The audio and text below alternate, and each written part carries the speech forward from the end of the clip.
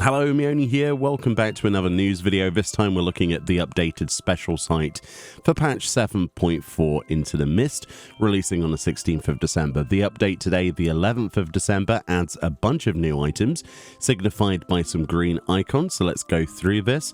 We've been looking at this every day that it's been updated. And we've got a section for the Arcadion heavyweight division that's added some pictures. Of course, we've seen these two images before. What we might not have seen, though, before is this character. So this is one of the bosses within. She kind of has this bat thing going on that makes her look a little bit like a succubus in the fight. I think there's also another picture for that. So we've got some artwork there, the introduction artwork, showing that she is combining with a bat or some other creature. Then we also have this, which is the tag team duo. It was confirmed during a live letter part 90 that one of the fights is actually two people. So we've got ourselves all sorts of, inspirations for this. There's like fire and ice or water, basically. It is an interesting fight by the looks of things. On the live letter, they showed like huge tsunamis coming across the screen, as well as fire attacks when they were tagged in. Lots of shenanigans happening there. And then we also saw this character very briefly in the trailer for 7.4 with the behemoth sort of transition as well with those bestial abilities.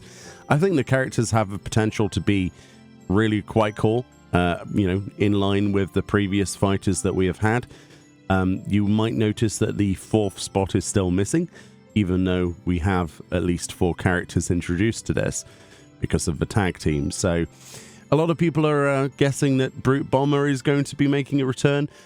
It's unlikely. Will he come back for a third and final time? I don't know. Can we be put through Brute Bomber again as a fourth fight this time? It's pretty unlikely, right? One of the theories at the minute is that the statue emblem for the Arcadion is actually the boss, but we'll see. Sporting some of the new raid gear as well in this shot. You can see there with the warrior swinging what looks like almost like a guitar at the enemy.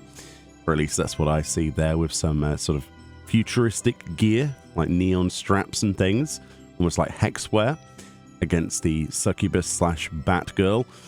And then, of course, this is what that gear looks like. So a lot of people are on the fence about this one, myself mostly included. There are some elements of this that make it quite unique to some of the other sort of futuristic gear that we have seen in the game. I especially like some of the weapons. I didn't think I would. I really like that bow, the bard there, rocking with the sort of futuristic quiver as well, with those pointed arrows that look pretty mean, and then the compound bow. It's pretty cool, actually. As for the actual gear itself, I mean, it's a mix of what appears to be, if you didn't know this was a raid tier, you'd probably expect this to maybe be PvP gear, or maybe you might expect this to be something that you would get from Solution 9, so maybe some tome gear or something. It's been done before. I don't think it's very similar to the rest of the pieces. The Viper, especially with the twin blades, is definitely giving me Phantasy Star Online vibes. I don't know if that's just me. Maybe I've played a lot of PSO in my days, but it kind of gives me that sort of look. Honestly, it's pretty close to that sort of neon futuristic thing. I really like the blades. I think my takeaway from this is I really like the weapons. Like, look at the monk fists.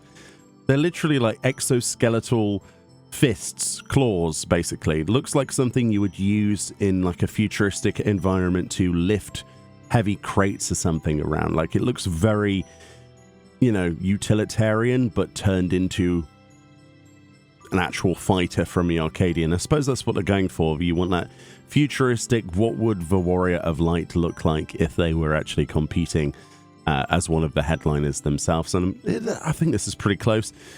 Definitely got some like Johnny Cage vibes going on here.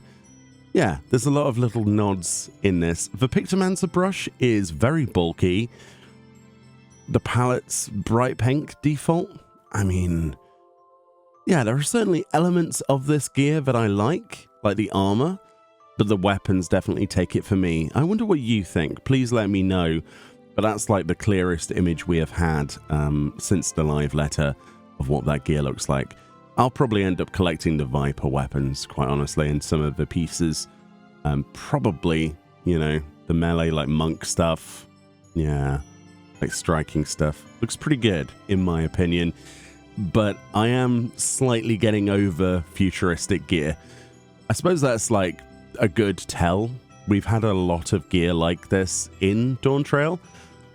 I'm personally ready to go to a different aesthetic, but it doesn't mean that I'm done with, like, you know, using some of these pieces. But yeah, it reminds me of a cross between PvP gear, which I guess would make sense, right, with the Arcadion theme, you know, battling against others, but also gives me those Phantasy Star vibes. So that's pretty much the new images added to that. And of course, there's an information section on Tom Morello and Caleb Shomo, who are doing the music for one of the fights within there. Everything Burns, which in theory we shouldn't have to mute on streams, but we'll have to wait and see, because licensed music is licensed music. We have a section then for the Merchant's Tale. I don't believe we had a picture set like this before. It says, passed down through generations in Corvos. Again, another mention of Corvos. Have you noticed that we keep mentioning Corvos? Foreshadowing. The Merchant's Tale is immortalized in an enchanted manuscript said to pull the reader's mind into its illuminated pages. The book now rests in the care of Nazqua? A gleaner who invites you on a journey into a world more vivid than reality. This character is a relation of Ishtola, supposedly. They also make a good point here about the new playstyle, because this is a new way, supposedly, of the variant modes being introduced, which are quite similar to how it used to be, but I guess more defined. Variant dungeons obviously are your exploration of branching paths to uncover the dungeon's mysteries. Starting from level 90, you may enter solo or up to 3 other players, and the difficulty scales with your party size. You'll also be rewarded with experience points. So that's your basic mode that doesn't really seem to have changed at all. The changes then come in Advanced and Criterion, if you wanted to know. Advanced basically is fighting even more powerful versions of those same 3 bosses. They can be fought in any order, and each boss will offer its own rewards. Defeat all 3 bosses for either greater spoils. 2 to 4 players may enter, so a 2 limitation minimum, and difficulty scales with party size. So the other limitation they haven't mentioned here is there is no trash or exploration, much like Variant, so you won't be able to go down, like here, there's like street paths, yeah, on this picture. That doesn't exist on the Advanced Variant mode. You just basically get the bosses one after one. You know, you get to choose the direction of where you go for each boss, right, from a drop-down menu when you talk to the fountain, but you don't have to deal with trash packs. So that's a cool trade-off, so you can actually practice the bosses. And Criterion is very much the same thing. However, they're obviously upscaled to their most formidable. Will you best them all or be buried by their wrath? Parties must consist of 4 players. Very similar to Advanced mode, this is a fixed order rather than you choosing which one, like in Advanced. Again, no trash, and of course, a set order of which you must defeat them. The other thing to mention that they also don't mention here is on Advanced mode, which is that medium tier, you also have the ability after each boss to be able to vote to leave the party and give some rewards. This is a focus to basically hone in on people who do not have the amount of time they perhaps used to, or less time for this type of gameplay where you're going against every boss. There is an advantage to clearing all 3 bosses in Advanced mode. You get another room with rewards, but of course it's not mentioned here, but that is the case apparently. Yeah, there's some cool images here. We've seen a good portion of these before. We might as well just quickly gloss over them. That's the Warrior of Light meeting Y'shtola's relative, being sucked into the storybook. That's how beautiful and vibrant it is, with that cel-shaded kind of aesthetic, with shaders for your character and actual painted textures, handmade textures, which is lovely. Kind of reminds everyone of Kingdom Hearts. This is one of the paths then, out in the wilderness, looking beautiful. Again, a very different aesthetic, especially with the painted clouds. An example of a trash pack of red pandas and a gate and, you know, a cave section with all these weird crystals. I'm not sure what's going on there. And sort of like a water section with a very cool, like, mossy gobu, like purple moss. Very nice stuff. And one of the bosses of the 3 that you will encounter that rides around on a carpet. Very cool stuff. Let's see. They've not added anything to Mistwake. They've not added anything to Hell on Rails. The PvP mode's got the same pictures, I believe, as it always has. But what we do have is 2 pictures for Hildibrand. And it says, despite their vastly different approaches to case-solving, Detective Hardyboiled and Inspector Hildibrand succeed in capturing yet another fiendish fugitive. It has also become abundantly apparent that Carnelian the Crime King, a villain from Hardyboiled's past, is deeply involved in a greater scheme afoot. So, minor spoilers there for one of the coolest storylines in Dawntrail, in my opinion. Looking cool. You might have seen this in the trailer. A bike sliding sideways. Are these lights or are these... I mean, it looks like a gun barrel to me. This is giving me like FF7 vibes, you know, expecting us to go on that highway, listen to Crazy Motorcycle or something. And then we got some flashback sequences as well. So, yeah, very interesting. Presumably that's Hardyboiled trying to track down victims of a crime or something. And then we've got a small section on Cialades, which is the new Air Force One gate map in the Gold Saucer. It says, get ready to test your aim as the Air Force prepares to visit a new destination, the Cialades. Rack up a high score and receive a handsome MGP reward. I think the question on everyone's mind is there new MGP rewards? That's... I mean, if we're going to add stuff to the Gold Saucer, can we have new items to collect? I've been capped on MGP for far too long. Maybe that's just a me problem. Anyway, as you can see, you're flying over in outside areas during this gate, which is an instance section, fighting against the Kraken, flying above boats, that kind of thing, and trying to hit certain amounts of score for perfect score to get you the most MGP. And yeah, according to Yoshi P, they were a little bit disappointed because of how easy it was. So we'll have to wait and see if that's the case. Honestly, I don't think Air Force One is particularly difficult anyway, but the fact that they say that it's a little bit easy, disappointingly, yeah, maybe it's even easier. Who knows? Nothing new on Cosmic Slide, but we do have a section for the strategy board. It says the strategy board makes its long-awaited debut. Yeah, been in the making for, what, 2 and a bit years? Streamlining planning, discussion, and party coordination like never before. With presets for battlefield layouts, party formations, and more, it lets you map out tactics with ease and share your creations with friends, study the field, refine your strategy, and take on even the toughest duties. Not gonna lie, this is probably one of my most anticipated features from 7.4, simply because the amount of times I have to tab out to try and understand what mechanics people are talking about and strategies, or watching YouTube videos, or, you know, clicking on raid plans, clicking on dodgy links, basically, to go outside of a game is not something that you necessarily want to have to do. And it's nice that we have a way in the game now to actually, hopefully, solve all of the puzzles needed. There are all sorts of things on the live letter they showed, such as text edit as well, so you can actually put annotations on, which was one of the fears that they wouldn't allow that, but you can annotate your things with text. You can have multiples of these slides to show transitions in the fights, much like you would with a raid plan, for example, a third-party website. And yeah, there's some pretty interesting stuff that you can do with this. They've kind of looked at, from what I hear, they've looked at the feedback that has been given, and they've also looked at various strategies that people have used for the past few years for various different mechanics, and seen how well they can recreate them in the game with their tools, and then add more tools to help, you know, add to that. So this is a feature that will presumably be updated quite regularly over the course of, well, not only just this expansion, but the future, with new mechanics and markers and things like that being added.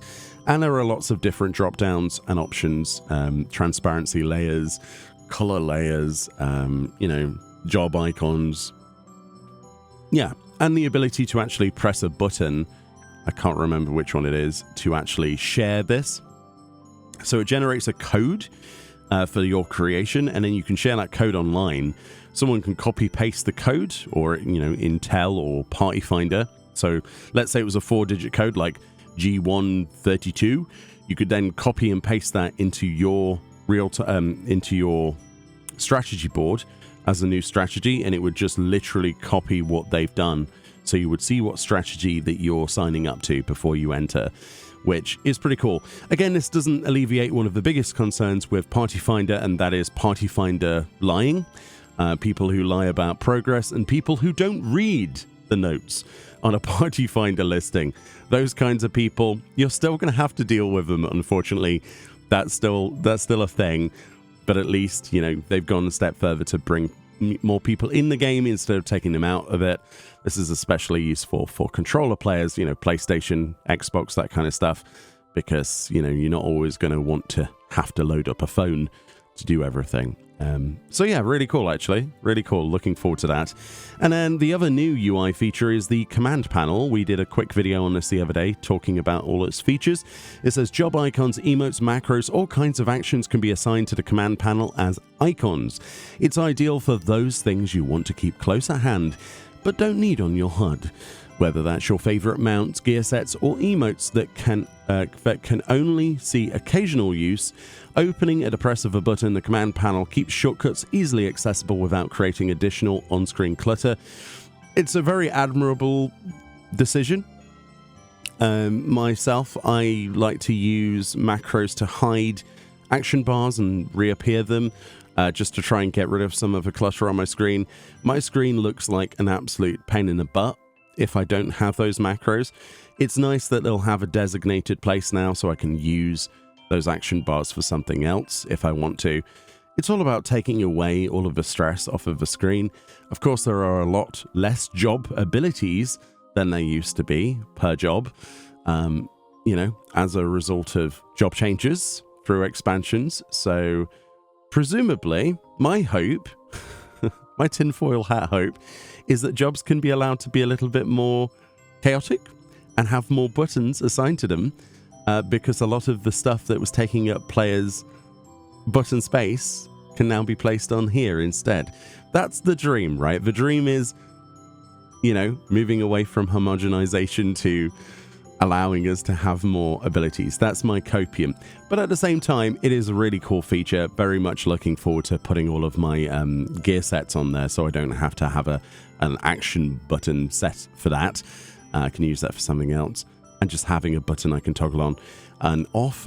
These are macroable as well, which is especially useful. And there's all sorts of different things in the cog menu, such as wherever your mouse last was is one of the options it will open again.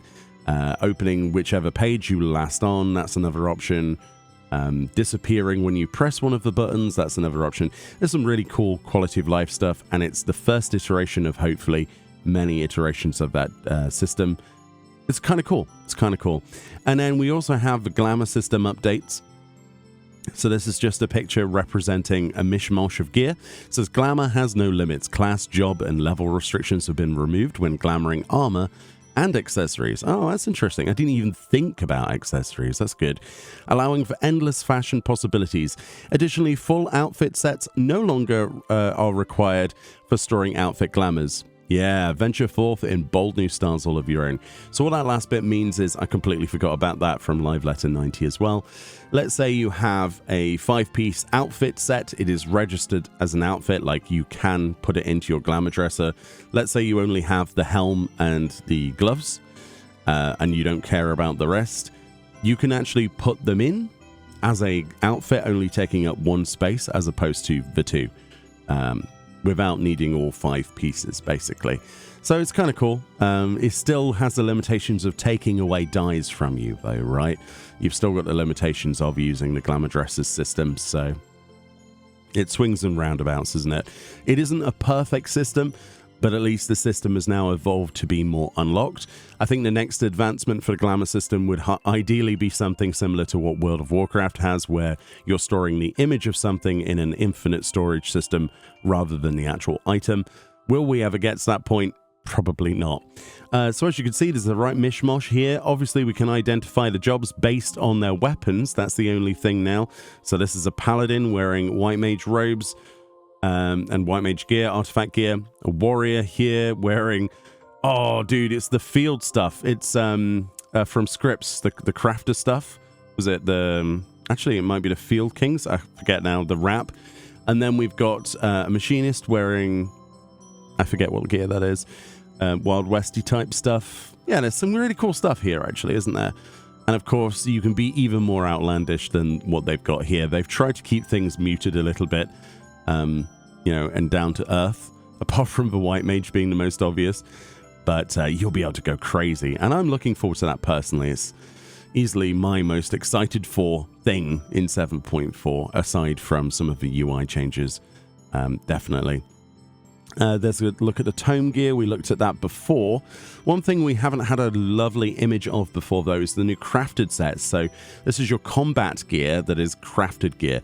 So if you're looking for a leg up in terms of item level, which you will be, you know, in the first couple of weeks before Savage comes out for the Arcadion heavyweight, then this is what the gear looks like. It is magical girl themed, although there is obviously this kind of purple robes thing going on. All of the weapons, though, all of the crafted weapons are heart-themed, which you may love or hate, but that's why the Glamour system is there, right? So you can take it away if you don't like them. I think they're quite cute, actually. I can imagine putting together quite a nice sort of magical girl, sort of, you know, card captor Sakura kind of thing going on here. Or maybe even like cosplaying as LeBlanc from Final Fantasy X-2. The love hearts are pretty cool. In my opinion, you might hate them. Bright pink. I wonder what they're going to dye like, actually. Probably just take away the metallic color and leave. I don't know. I don't know, actually. Yeah. I quite like the chakrams, actually. I think they're quite cute. And as for the robes. But then again, you might completely hate these, and that's totally fine. You might see that there's a bit of a differ between dark, light, dark, light. But of course, we don't have to really look at the armor as restricted anymore because it doesn't matter. So if you like something like, oh, I like that top that the aiming person's using, it's not an aiming top anymore, is it? Basically, apart from its stats, you can purchase that and then use it on your tank if you want to. There's no problem, no great shakes, as they say. Don't know, they're not too bad. They're not too bad, and that's the first full thing. The last time we saw this was on the live letter as concept image. It does look better in the game, I think, but we'll have to see, you know, in person what that's like. And aside from one last thing, a brand new emote then. So this is these are 2-player characters. This is an emote to hug a book, to hold a book dear to you. I don't know what other stages of frames there are in this animation. Presumably picking a book up out of your inventory and then hugging it. Yeah, I mean, it's cool. It's definitely another G-pose picture. Hopefully there are lots of other emotes in the patch. The only thing they haven't added on here to the special site then, as of today, the 11th, is the additional duty support stuff, the new theme settings for clear green and clear white, and some other features as well, bits and pieces. You know, PvP gear is kind of omitted. There's no like series stuff on here, but yeah, so that's how we're looking at the moment. Takeaways from this: the crafted gear looks okay. I need to see more of it in the game and decide if there's any pieces I want. The Glamour system is awesome. Looking forward to the command panel and the strategy board, and yeah, very much looking forward to the patch. It needs to be the 16th of December now, though. It really does. The variant mode is added in 7.45 as well, by the way, which means we're going to be waiting quite a bit for that, unfortunately. But I am excited for it. It's just, it's going to be a little bit longer of a wait. And of course, the big takeaway that most people will be doing is obviously the Arcadion heavyweight, which is starting to look pretty cool. And the gear is very subjective. Very subjective indeed, but those monk fists, I need them. Anyway, let me know what you think about any of this stuff, if you're excited for 7.4, and what you're most excited for based on today's updates to the special site. And I'll see you all next time. Bye-bye.